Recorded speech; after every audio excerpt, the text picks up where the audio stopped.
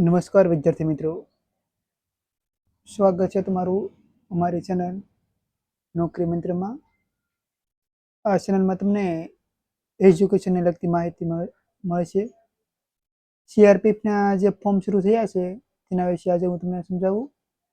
કેટલી જગ્યા છે અને તમારે કઈ રીતે ફોર્મ ભરવું, લાયકાત શું છે. ટોટલ જગ્યા છે 9195 જગ્યા પર ભરતી બહાર પડી ગઈ છે. સમગ્ર ભારતમાં છે નોકરીનું સ્થાન રહેવાનું છે. કોન્સ્ટેબલ ટ્રેડમેનની વાત કરીએ તેમાં પોસ્ટ છે અને ડ્રાઈવરમાં છે અને ટેકનિકલ વિભાગમાં ભરતી છે તેના ફોર્મ ભરવાના શરૂ છે. 8 એપ્રિલે નોટિફિકેશન આવી હતી અને 20 એપ્રિલ 2026 ફોર્મ ભરવાનું શરૂ થઈ ગયું છે. 19 મે ફોર્મ ભરવાની લાસ્ટ ડેટ છે, તો તમે વહેલેસર ફોર્મ ભરી દેશો. લાયકાત અને ટ્રેડની વાત કરીએ, ઉંમર મર્યાદાની જો વાત કરીએ તો સામાન્ય ટ્રેડ છે તેની માટે ઉંમર મર્યાદા છે 18 થી 23 વર્ષ અને ડ્રાઈવર માટે છે 21 થી 27 વર્ષ. સરકારી નિયમ મુજબ જે રિઝર્વેશન કેટેગરીને ઉંમરમાં છૂટછાટ હોય તે છૂટછાટ તમને મળવા પાત્ર છે. ઓછામાં ઓછું 10 પાસ છે મેટ્રિકેશન લાયકાત છે અને કેટલાક ટેકનિકલ ટ્રેડ છે તેની માટે આઈટીઆઈ અથવા સંબંધિત અનુભવ છે એ જરૂરી છે. તો ડ્રાઈવર છે તેના માટે લાયકાતની જો આપણે વાત કરીએ તો ધોરણ 10મું પાસ પ્લસ હેવી બેઝનું લાયસન્સ હોવું જોઈએ. મિકેનિકલ મોટર વ્હીકલની વાત કરીએ તો તેમાં ધોરણ 10 પાસ પ્લસ મિકેનિકલ મોટર વાહનમાં 2 વર્ષનું ઔદ્યોગિક તાલીમ એટલે કે આઈટીઆઈનું પ્રમાણપત્ર ધરાવતા, એટલે કે આઈટીઆઈ કરેલું હોય અથવા 3 વર્ષનો મિકેનિકલ મોટર વ્હીકલ ટ્રેડ છે એમાં રાષ્ટ્રીય એપ્રેન્ટિસ લીધેલી હોય તમે અને તમારી પાસે સર્ટિફિકેટ હોય તો તમે ફોર્મ ભરી શકો, અથવા 1 વર્ષનો છે તમારો અનુભવ જોવે. બીજા બધા જે ટ્રેડ છે તેમાં ધોરણ 10મું પાસ હોય તો ચાલે અને તેમાં તમારો જે ટ્રેડ લાગુ પડતો હોય તેમાં તમને અનુભવ હોવો જોઈએ, એટલે કે તમને થોડું ઘણું તેમાં કામ કરતા આવડવું જોઈએ. મેસન અને ઇલેક્ટ્રિશિયન એટલે કે કડિયા કામની જો વાત કરીએ તો ધોરણ 10મું પાસ પ્લસ સણતર અથવા ઇલેક્ટ્રિશિયન જેવા સંબંધિત વિષય છે એમાં 1 વર્ષનો અનુભવ હોવો જોઈએ, એટલે કે તમે કડિયા કામ કરતા હોય એ રીતે 1 વર્ષનો અનુભવ હોય તો તમે ફોર્મ ભરી શકો. ટ્રેડની વાત કરીએ તો જુદા જુદા ટ્રેડ છે. ડ્રાઈવર છે, કુક છે, બાર્બર છે, ટેલર એટલે કે દરજી છે, ઇલેક્ટ્રિશિયન છે, કાર્પેન્ટર છે, મિકેનિકલ છે, વોચમેન છે અને સફાઈ કર્મચારી. આ બધી જુદા જુદા ટ્રેડ છે અત્યારે ફોર્મ ભરવાના શરૂ થઈ ગયેલા છે. ડ્રાઈવરની વાત કરીએ તો 3176 જગ્યા છે, પુરુષ માટે છે, ગર્લ્સ માટે કોઈ જગ્યા નથી. મોટર મિકેનિકલ વ્હીકલની વાત કરીએ તો 739 જગ્યા છે, ગર્લ્સ માટે કોઈ જગ્યા નથી. કુકની વાત કરીએ તો 1442 જગ્યા છે, ગર્લ્સ માટે કોઈ જગ્યા નથી. બેગલરની વાત કરીએ તો 1263 જગ્યા છે, ગર્લ્સ માટે 11 જગ્યા છે. સફાઈ કર્મચારીની વાત કરીએ તો બોય માટે 547, ગર્લ્સ માટે કોઈ જગ્યા નથી. વોટર કરિયરની જગ્યાની વાત કરીએ તો 502 જગ્યા બોય માટે છે, ગર્લ્સ માટે કોઈ જગ્યા, ગર્લ્સ માટે 27 જગ્યા છે. વોચમેનની વાત કરીએ 363 જગ્યા બોય માટે, ગર્લ્સ માટે કોઈ જગ્યા નથી. બાર્બરની એટલે કે વાળની વાત કરીએ તો છોકરા માટે જગ્યા છે 231, ગર્લ્સ માટે કોઈ જગ્યા નથી. ટેલરની વાત કરીએ એટલે કે દરજીની વાત કરીએ તો બોય માટે 195 જગ્યા, ગર્લ્સ માટે 2 જગ્યા. બ્રાન્ડબેનની વાત કરીએ 157 જગ્યા, ગર્લ્સ માટે 18 જગ્યા. માળીની વાત કરીએ તો 141 જગ્યા બોય માટે, ગર્લ્સ માટે 1 જગ્યા. કાર્પેન્ટર છે 123 જગ્યા બોય માટે, ગર્લ્સ માટે કોઈ જગ્યા નથી. ઇલેક્ટ્રિશિયન છે એમાં 7 જગ્યા છે બોય માટે, ગર્લ્સ માટે કોઈ જગ્યા નથી. કોબલરની વાત કરીએ તો 118 જગ્યા, ગર્લ્સ માટે કોઈ જગ્યા નથી. પેન્ટરની વાત કરીએ તો 83 જગ્યા, ગર્લ્સ માટે 1 જગ્યા.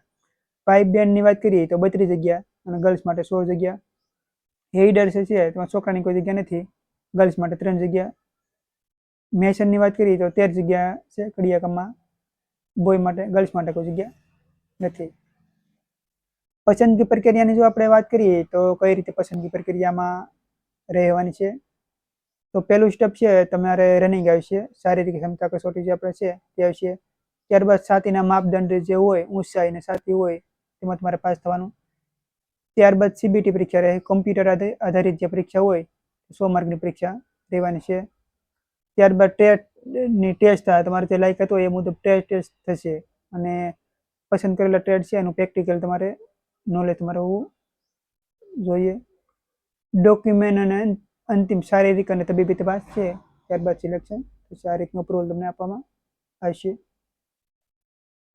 શારીરિક માપદંડની જો વાત કરીએ તો પુરુષ ઉમેદવારો છે તેની માટે ઊંચાઈ છે 170 સેન્ટીમીટર, 780 સેન્ટીમીટર ફૂલાયા વગર અને ફૂલાવીને 85 સેન્ટીમીટર. ક્ષત્રિયો માટે જો ઊંચાઈની વાત કરીએ તો 157 સેન્ટીમીટર, સાતીની કોઈને લાગુ પડે નહીં. વજન છે બંને માટે ઊંચાઈના પ્રમાણમાં હોવું જરૂરી છે. ફિઝિકલ ટેસ્ટની વાત કરીએ પીઈટીની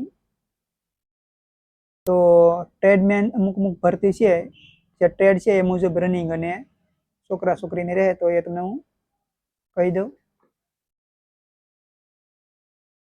જે સિટી ડાઈવર છે, સિટી મોટર મિકેનિકલ છે, પેઇન્ટર છે, કાર્પેન્ટર છે, બ્રાસ બેન્ડ છે, પાઇપ બેન્ડ છે, કોબલર છે, ટેલર, બેગલર, તેના માટે મેલ છે 5 કિલોમીટર રનિંગ રહે અને 100 મિનિટનો ટાઈમ રહે.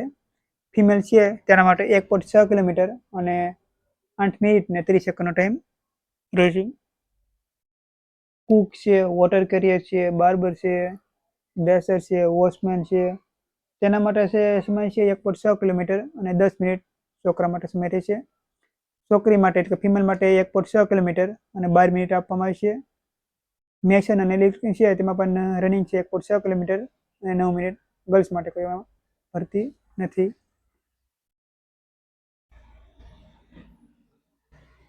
અરજી ફી અને જરૂરી વિગતોની જો આપણે વાત કરીએ તો જનરલ છે, ઓબીસી છે, ઈડબ્લ્યુએસ એટલે આર્થિક રીતે નબળા વર્ગ છે, જે પુરુષ ઉમેદવાર છે તેની માટે 100 રૂપિયા ફી રાખવામાં આવેલ છે.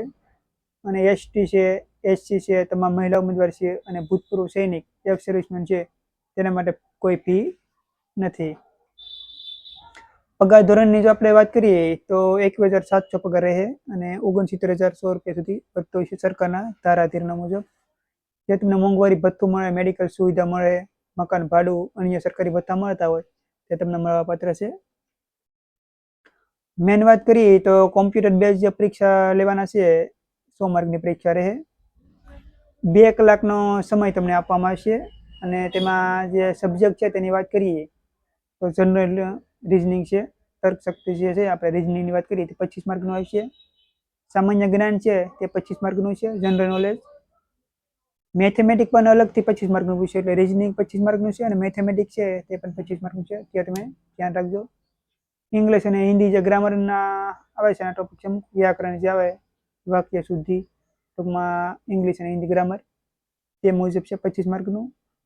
સાચો જવાબ નેગેટિવ સિસ્ટમ હોય તમને ખબર છે 25 માર્કનું, 0 પર 25 માર્ક અપાય એ નેગેટિવ સિસ્ટમ રહેવાની છે. તમારે ફોર્મ ભરવું હોય તો ડોક્યુમેન્ટ ક્યાં જશે તો તેની જો વાત કરીએ તો ઉમેદવારનું Aadhaar card, passport photo, signature, OBC હોય તો તેને જાતિનો દાખલો લાગુ પડે તો જાતિનો દાખલો ઇંગ્લિશમાં જોઈએ એટલે કે તમારે સેન્ટ્રલ લેવલનો છે એ દાખલો જોઈશે. 10 અને 12નું રિઝલ્ટ એટલે કે માર્કશીટ. ડોમિસાઇલ ન હોય તો ચાલે, ડોમિસાઇલ હોય તો લાવવાનું રહે. મેં આઈટીઆઈ કરેલું હોય તો તેની માર્કશીટ અથવા કોઈ ડિપ્લોમા કરેલું હોય તો તેની માર્કશીટ અથવા કોઈ અનુભવ હોય તો લાયકાત મુજબ તો તેની માર્કશીટ જોશે.